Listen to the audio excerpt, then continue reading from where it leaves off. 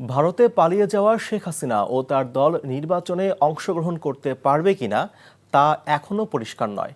নিজের সরকারি বাসভবন যমুনায় সংবাদ মাধ্যম বিবিসিকে দেয়া এক সাক্ষাৎকারে এ তথ্য জানিয়েছেন অন্তর্বর্তী সরকারের প্রধান উপদেষ্টা ডক্টর মোহাম্মদ ইউনূস।